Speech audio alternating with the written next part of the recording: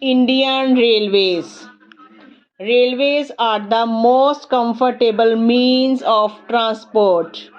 It was started during the British period in India.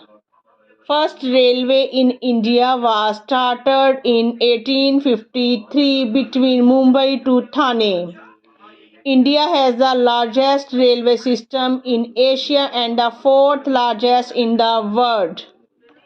Three types of trains are superfast, express, and slow passenger. In superfast trains, passengers can reach their destinations very fast and quickly.